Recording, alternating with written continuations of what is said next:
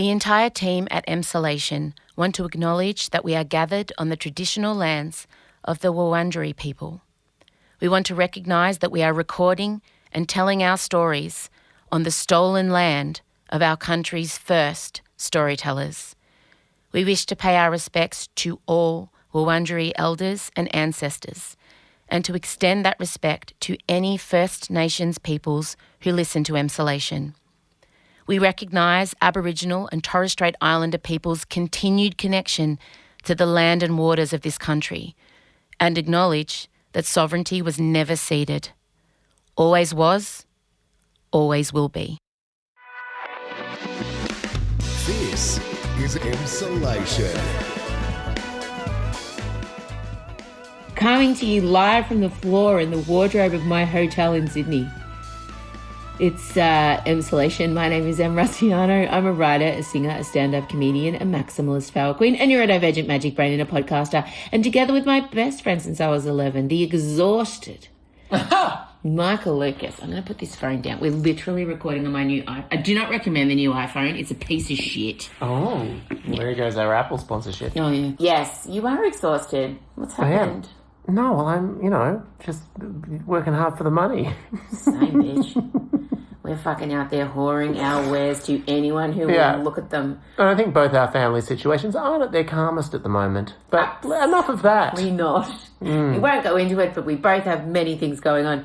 I got so desperate today that I went to Priceline and spent a small fortune on facial products. Oh, it was worth it. Yeah. Lost stress. It's going to fix my life. She's posing for a photo shoot tomorrow. I do have my Stella photo shoot. They wouldn't give me the cover because I'm not... They only have 4 people on the front cover of Stella. Who are they? Sonia Kruger. Carrie Bickmore. Jackie O. And Pip Edwards. Blondes. Oh, okay. No, Chris Brown, another blonde. He gets on there. Okay. I've been on there once before. But that's okay. We're very thankful to Stella for having me in the magazine at all. So I'm doing that photo shoot. So I've got to do a fake tan later too. Oh, really? Well, I'd offer to stay, but no. I have been in bed for 3 weeks. I haven't been to the gym. My whole body feels like jelly. I know it's not that bad, but it's not a great feeling. I'm not feeling good about my body. So we know we pop a mask on and a fake tan. New woman. Today I signed 600 books at the Big W warehouse. And up until recently, they didn't have any women's toilets at the Big W warehouse. Oh. They've converted the secondary men's toilets. But to cover the urinals, you walk in and there's big life-size Keanu Reeves. Well, that's nice, isn't it? From what's the one where he does all the shooting? John Wick. Yeah. John Wick staring at you. You don't hardly even notice the dirty urinals behind. Yeah. I mean, what better way to not draw attention to a spot in a room than putting a large cutout of Keanu Reeves? Yeah, one of the world's most desirable men. I just like the idea of him, listening to us pee the whole time. So. I think he'd be proud that his visage has been used. John Wick! And also, I think he'd be fine. Sure. Yeah. Oh, we love it. He just gives off the best vibes. He does. I love Keanu. Now, since we last all spoke, obviously we lost one Diane Keaton, valet Diane.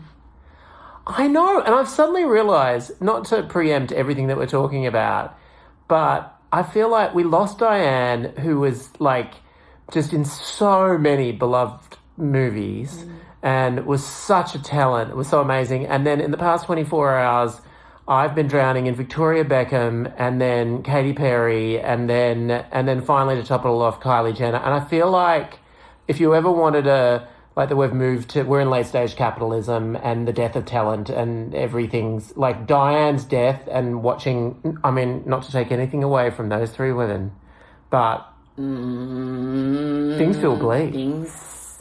Well, that's the whole thing. You even look at Broadway, the only shows that actually made money last year. Old shows. Correct.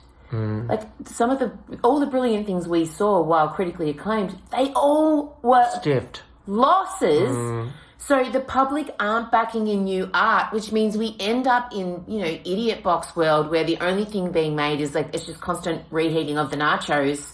So art becomes just, there's nothing, no one wants to innovate or be brave because there's no money in it. It's terrifying. And the kind of movies that Diane was so amazing in, like Something's Gotta Give, First Wives Club, obviously. Do you know how important Something's Gotta Give was to middle-aged women at the time? Oh, there was the whole look. Seminal. Can I ask you one other thing? What's with the turtlenecks? It's the middle of summer. No, seriously, why do you care what I wear? Just curious. I like them. I've always liked them, and I'm just a turtleneck kind of gal. You never get hot?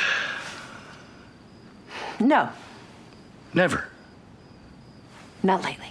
On every level. So important. I mean, the amount of tones of beige and white that she had in that beach house. I can't remember much about the story. I know Keanu Reeves was in it. Yeah, you're correct. Jack Nicholson. And I saw this in a tweet, and it really hit me. Whoever would have imagined that Jack Nicholson would outlive Not Diane in a Keaton? That's million wrong. years. That is wrong. He's just pickled himself, I think. You know, some people like, what's the guy from the Rolling Stones? They just pickle themselves in the end. They're modern medicine miracles. No, but also father of the bride. I know, when she was our age, no less. Hey, what do you think? Bought it in 75 and it still fits. Like a glove. Yeah, it's a real way to go. Maybe you could get a new tux. We're all wearing new clothes and... What, don't you think they look cute? I mean, there will be a lot of single gals there. I'll get it. Oh, by the way, good news. The church is free. Oh, finally, something is free. I meant available. Steve Martin was 46 I know. when he made I Father know. of the Bride. I That know. is wild. But it really was just the white hair. It was the white hair. But he got white hair in his He did. mid-30s. He did. Yeah. He did. I mean, you go back and look at old SNL stuff. And with her, it was the styling. She actually didn't look old at all. Her styling was immaculate. Mm. She, true quiet icon and properly quirky and a bit left of centre oddball. She said that her whole life. She's always felt a bit, dare I say, a neurodivergent queen. I mean, I think she did defend Woody Allen to the end. But let's not focus past on that. Woody Allen. Yeah. Let's drive past that whole unfortunate. She did win the Oscar for in the end. Is that what she won her Oscar for? Annie Hall. You play very well. Oh, yeah? So do you. Oh, God, what a dumb thing to say, right? I mean, you say it, you play well, and then right away I have to say you play well. Oh, God, Annie. Well, la-di-da, la-di-da, la-la, yeah. Disappointing to see a lot of the headlines were never married rather than Oscar winner, but sure. And we both found out two new facts. You found out she directed Dancing with You in the Summer Rain, Belinda Carlisle. No, it was Heaven is a Place Heaven on is a Place on Earth. Even more. Ooh, baby, do you know what that's worth?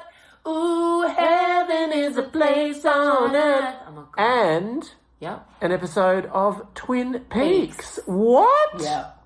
Love that. And What I a feel talent. ripped off that we didn't even know that we're in danger of losing her. Like, I didn't even know she was unwell. It's very her. You know what? It Very did classy. make me think, and I'm just touching wood as I say this. What are you going to do? Are you It's just- inviting bad karma? No, I'm just saying that we must protect Bet because, Wrap Bet in cotton wool. I mean, Diane was epic in our lives, Goldie too, but I feel just seeing the three of them there, I for a second I imagined a time of I Bet, won't recover. Bet probably isn't immortal. She's probably not. Don't. I'm not. Like, I sent you a panic because there was all these Dolly, yes. There were all these terrible AI videos. That was funny when Dolly, in her video that she entitled "I'm Not Dead Yet," she talked about how the reason people must have known it was AI because Reba McEntire would never be at her deathbed. She'd probably send me well wishes. Did you see that AI picture of Reba and me? Oh, Lordy.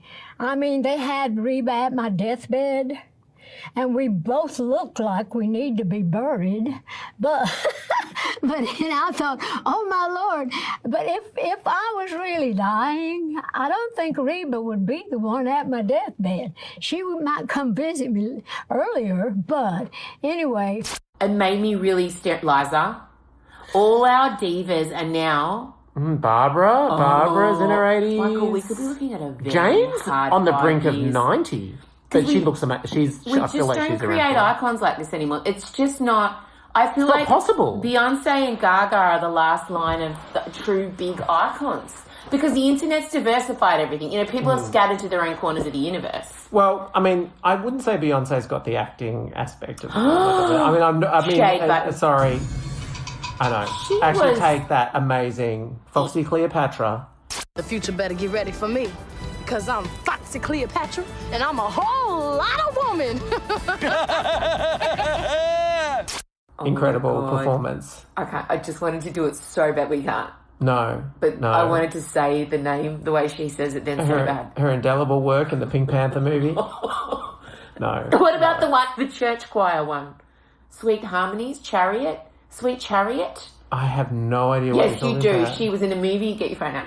She was in a movie about church, and I think it was called, you know that I have a freaky memory. Yeah, it's not that I doubt it. Sweet Chariot or Sweet something, Mellow Marigold, I don't know. Look up Beyonce. It was a churchy movie. Okay. I can't believe you haven't seen it.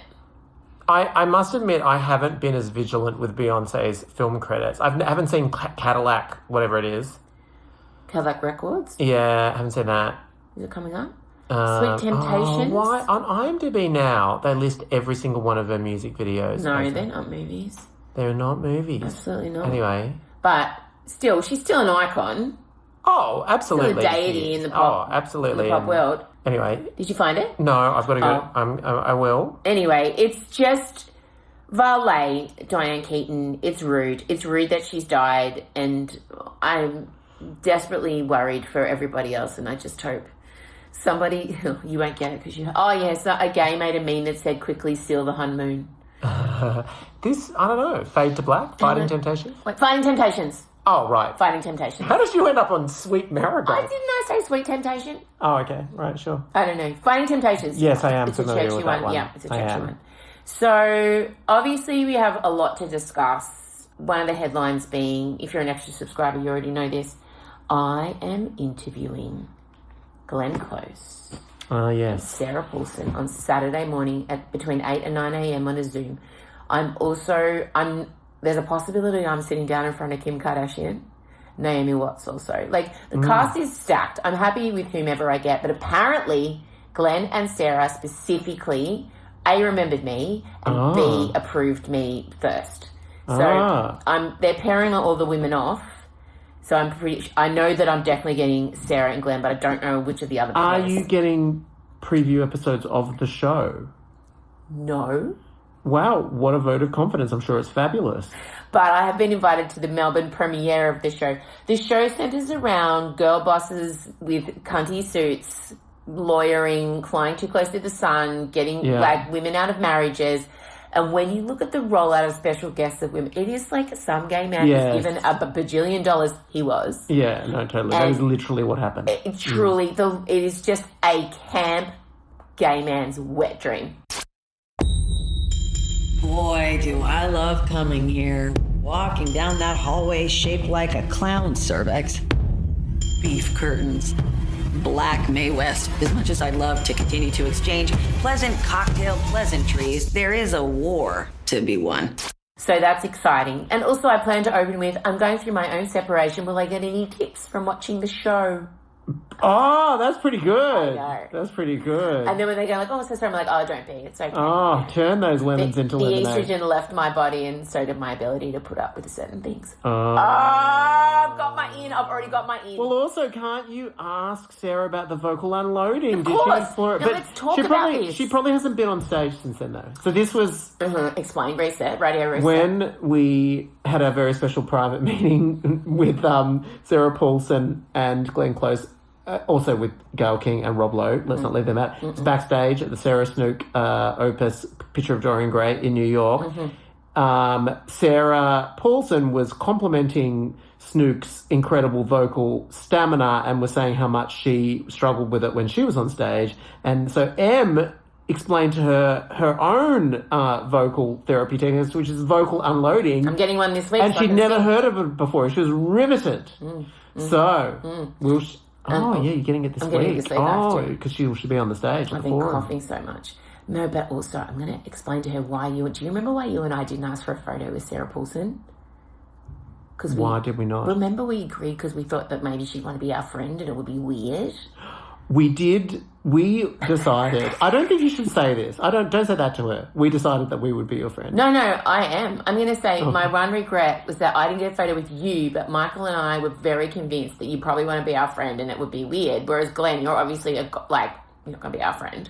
But Sarah, you would definitely want to be our friend. Well, Glenn, it just has to be sort of like a worship situation. Totally. We can't. It's too intimidating. No. It's like, but I just so I'm going to explain to him, like, it's a regret. I don't have a photo with you, Paulson. No, I'm going to tell her. No, that's I'm so excited I have an in. I'm so excited. And then in other exciting news that I can't reveal. Oh, God. I'm not going to reveal it. I'm not.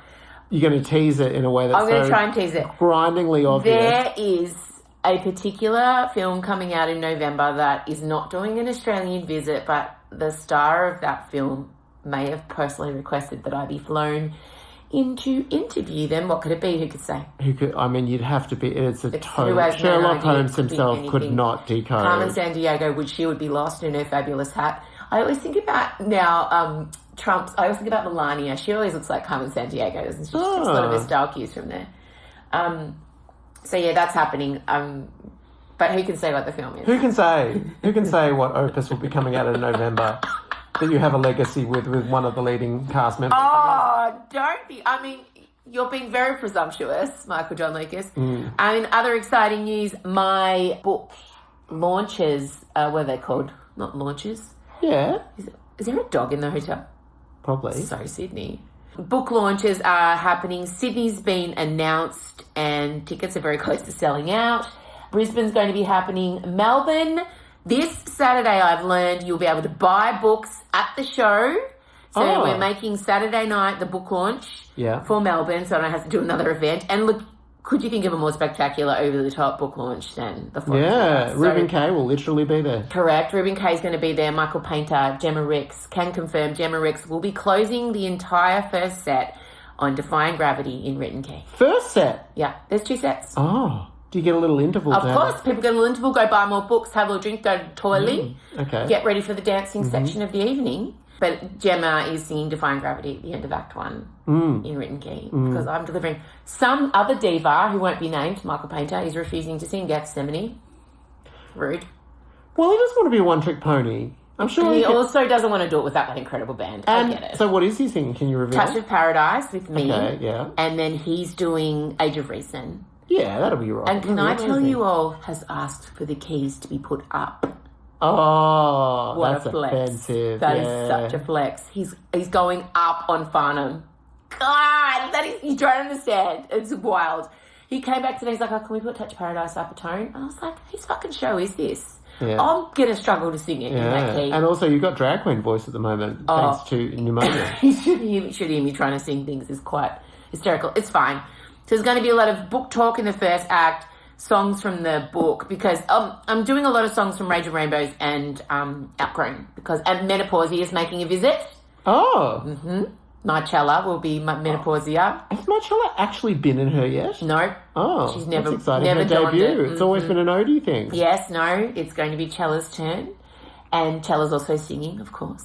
Oh. I know, Saturday night's going to be great. I'm actually... Even my mother is coming. I can't even... Oh God, that is... She's coming into the city. Everybody asks for a photo with Joe. She'll love it. Go up and ask for a photo with Joe. That'll be so amazing. Actually, the biggest draw in some ways was she was obsessed with all of the array of talent, but it was Chella. Yeah, she was very excited. She was asking if it was going to be a mother-daughter one. I'm like, almost definitely. And there will be, won't there? I can't do it. I can't sing it. My voice is too damaged. Oh, no. That's a big sing. And there's a lot of the songs you'll notice I'm doing a lot of kind of jazzy stuff because it's not there. I've really damaged my voice coughing for the last 3 weeks, as one does. So that's very exciting. Now, before we head to the sealed section, we do want to discuss Justin Trudeau. I have to say that word all in front of my mouth to you. Trudeau. Justin Trudeau. Was he married to his English teacher, or is that the French? No, that's the French. Yes. Okay, yes. No. But he was married for 3 decades. Was there an age gap with Justin Trudeau and his wife? Was it a scandalous exit? Well, they only separated a couple of years back, and was that around him kind of leaving the Canadian leadership? I think it's fair to say that Justin has... There is a dog in this hotel. Sydney, calm down. Yeah. Justin has had a fall from relative grace. That's what I mean. Yeah. Yes, I don't think he won many hearts with the end of his marriage, or indeed the end of his political career in Canada, because he went from being an extremely popular, globally popular political figure to really like having to resign because he was so unpopular. But why was he so unpopular? I think it was one of those ones like... What did he do wrong? Like a bit of like a Jacinda Ardern situation. Like post-COVID, tides changed, things... Didn't all the COVID leaders cop it? Sophie, he was together 18 years of marriage and 3 children. God, I know someone like and that. you know what? She's been out there on Instagram. Well, that's exactly Scott and I. 18 years of marriage, 3 children. Wow. 25 together. Well, you know what she's put on her Insta? She said, sometimes we forget that nothing we love is ever meant to be kept. When did she do that? Just now. After seeing the Katy Perry pictures? Yeah. Dun, dun, dun. She goes on. The people, the when places. When we go into the sealed section, I just want to let everyone know I'm talking about, like, now that I'm single, the things I'm experiencing, but also I need to address everybody asking me where Scott is because I've had it. That's in the sealed section because I don't feel comfortable putting it out to the main population. So she today has responded. Yeah. I would have done nothing. I think that probably would have been... I mean, actually, let's be real, I would not do nothing. I would post something so cryptic and savage. Really? Oh, because if Scott meets someone, good fucking luck. Good luck, mate. I mean, there's always the Deborah Lee finesse route where you put out the full statement. Save it. Let's talk about this in sealed. Okay. But so Katy and Justin, this is so rogue. Yeah. It feels like she said to her management, who should I date? It also feels like she said, I went from someone who kind of looks like my brother in Orlando, who is the next most famous person who also looks like my brother. And I feel like, don't you think they've got brother? Similar, he's 13 years older. The weird thing about the picture, I find it a slightly unfortunate picture in the sense that, I mean, unmistakably with the ass grab, but also him wearing jeans. I don't know why it troubles me. Scott wears jeans like, you wear what? Hang on a minute. This is... No. You wear denim around for casual wear? No. But it's like we're on a super yacht. She's in her bathers. He is shirtless with jeans on. I reckon he's nude under those jeans. Or as a speedo. Sure. That would, as a former wife of 18 years with 3 children, if I saw that photo, that would haunt me till I died. Like, I wouldn't be able to handle seeing that. I'm dreading when Scott meets someone, and let's be honest, it's going to happen soon, because that's what happens. I'm just looking at photos now of Trudeau. They do look like brother and sister. Look, she has a type. And she really has a type. To be fair, though, the ex-wife is a bit Katy. It's true. She's not dissimilar. She's a bit Katy. She's also a bit Kate Middleton. She's like a fusion of the two. It's true. Well, I mean, keep it classy, everybody, but, the ass grab is gross. I mean, look, I'm not saying that this is a publicity stunt, but talk about someone who can keep themselves in the headline no matter how thuddingly unpopular their music gets. Like, 1 minute she's in space, next minute she's kissing the Canadian former Prime Minister. I mean... I almost respect, but sure. So she said Perry suggested they made it official in the last couple of days on stage with a fan. Oh, yeah, no, a fan said something like, Will you marry me? Yeah, and then she says, if only you'd asked me 48 hours ago, implying... They're going steady. Her status changed. I mean, it's weird because on the other hand, I don't care. I'm not interested. When Taylor got together with Travis... Very AI us, though. Like, if AI were asked to put together a couple, this would make sense for us. Put together a couple that Em and Michael would be obsessed with. If it spat out Katy and Justin, on paper, we should be obsessed, but we're not. No. What I am obsessed with, side quest, is J-Lo and Ben Affleck getting back together. Well, I don't think they're back together. No, I want them to. Oh God, really? Yeah. Really? I do. I don't care if it's wrong. I don't care. Oh. I do. I know. Okay. I know she deserves better. Well, so she released her film... Okay, talk about it. Kiss of the Spider Woman, which was an adaptation of the Broadway musical, which was an adaptation of the pre-existing Oscar-winning film. So it's one of those ones that's like... It's always good when you remake it boomerangs back. It's the Mean Girls phenomenon, where it's like it's a classic film that then becomes a Broadway musical, that then becomes a film of the musical again. And J-Lo has got stellar reviews for it. Like, she plays several different incarnations of one character, and no review has said anything other than triumph for J-Lo. Unfortunately, no one went to see the movie. Oh, no. No, it is unfortunate, but Another one thing that is not unfortunate but maybe awkward is that, of course, it was Ben Affleck is one of the producers of it because they were very much together when the film was financed and he got in, so they had to rock up to the premiere at the New York Film Festival together. And she was wearing a magnificent Spider-Woman gown, which I presume you would have approved of. Yeah, it was okay. And he was smiling heartily. He, Eagle Eye Onlookers, aka me, did notice. Qualified body language expert, aka M. If you go and look at the photos, there is a distinct lack of the J-Lo polish factor on Ben. Like, you can tell. I know what you mean. Yeah, I know what you mean. just- He looked a bit rough. He looked rough. He looked like a straight man living probably as a futon, no bed frame, no bed head. Yeah. Like, he's eating girl dinners every night, shredded cheese in the bag. Like, he's not... The hair wasn't as elegantly dyed He as had it normally nothing on is. his face. It was all red. Yeah. Normally, she would have made sure he had a bit of green corrector on his cheeks. No green corrector to be seen. He just looked a bit... Yeah, the polish is gone. And especially when standing next to the world's most immaculate woman. Immaculate. So immaculate. And you want them to get back together. I know. Maybe part of me is like subconscious. It's like Scott and I. Well, which is why I say, is that what you want? No. Maybe I'm just... I have started watching Outlander again, which isn't a great sign. We need to find a former head of state for her to get together with. Me? A hot one. Well, you. Well, no, I was meaning J-Lo, but you too, sure. Well, there's no one in politics here. The only person in politics I'd date is married to a lovely woman. Paycock. Oh, He's so of my course. type. Yeah. He's got a beautiful wife and I wouldn't want to get in the way of that. So... Yeah, he is your type. Oh, he's your dream. Yeah, left-wing, progressive, former hunk of rugby meat. player? Yeah. I mean, let's go. Let's do the training. I watched those videos. Okay, I'm ready to talk about... I downloaded Hinge and it was grim, and let's get into that. Are we getting into Victoria Beckham too? We're going to, in the sealed section coming up now, we've both watched the Victoria Beckham documentary. I have lots of thoughts and feelings about this. It was basically propaganda. It was. It was a 3-part branding exercise. It was. And can I... And... I mean, you're either in it for the Spice... No, I was going to say you're in it for the Spice Girls or for the fashion, but who's really in it for the fashion? But anyway, I can't believe I watched it. Not one Spice Girl interviewed. Not what? one. And the shade she threw at Mel B as well. Well, and also, I mean, full credit, she did get some fashion luminaries to say how wonderful she is. That's all she wanted. It was an ad for the fashion house. Yeah, it's like, I don't need the Spice Girls to talk about me. I've got Anna Wintour and Tom Ford and Donatella Versace. All right, well, Donatella. All right, hold. We've been talking about that and also my experience on Hinge because it's grim out there. I just want to say the headline, it's grim. All right, if you're not a subscriber, we'll chat to you next week. And I hope the sound quality was okay. Too bad. Good luck. See you. Bye.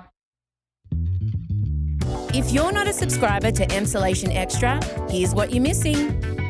Hello, Emsolation Extra pals. Welcome to the sealed section. Again, coming to you live from the floor of our hotel, my hotel in Sydney. And we want to get straight into Posh Spice and her latest offering. Is it just called Victoria? Or was it Victoria Beckham. Yes, the full name. It was a limited series. I've been watching so much telly. We haven't even talked about this. So I haven't watched this week's, side questing. I've been watching the Mark Ruffalo Task. Oh, you have been? Oh, yeah, I'm up to date. I love it, but everyone I recommended to say, too bleak, it's too depressing. I don't think it's bleak. I just think it moves very slowly. And it's a bit obvious, some of the storyline. His backstory is so sad that, like, it's all... Well, the priest, and then there's also... then they adopted a kid, and then the wife was killed by the... Yeah, oh, it is... Jesus. Okay, but I am so sexually aroused by the young ethnic man who is on the task force. He's hot. Like, he is very hot. What have I seen him in? The ethnic... Which ethnicity? Italian. Oh, okay, right. Yes, that one. The one that is... Yeah, don't give it away. Yeah. Yeah. Where have I seen him before? Because he's delicious. How did you go with when they were about to have sex and you respectfully said, is this where you were with your Yeah, ex-partner? I loved it. I love him. I love his little buck teeth. I love his Italian. I don't know where... He's been in something. I've definitely seen him. So I've been watching that. I did all of Wayward all the way through, Tony Collette and Mae Martin. I enjoyed that. Mm-hmm. It was a school for kids who had deep problems, and Tony runs it, but she's also a cult leader, and it's the whole town ends up. It's a bit actually it was a little bit Severance. Okay. I enjoyed that, and then the limited. I'm back watching Blood of My Blood, and I'm watching the actually original with, what am I trying to say? Outlander. But yes, Victoria Beckham, we took it on 3 episodes. Yeah, and legitimately... What's your review? Well... Emsolation with M. Rossiano is recorded at Down the Hill Studios. Hosted by M. Rossiano with Michael Lucas. Executive produced by Benjamin Wasley. Produced by M. Rossiano. Edited by Ezekiel Fenn with videos by James Henderson. Socials by Benjamin Wasley, M. Rossiano and Marcella Rossiano Barrow with assistance from Jim Evans and Isabella Hines. You'll find links to get more Emsolation on Instagram at Emsolation Podcast. And thanks for listening. We can't wait to chat with you again soon.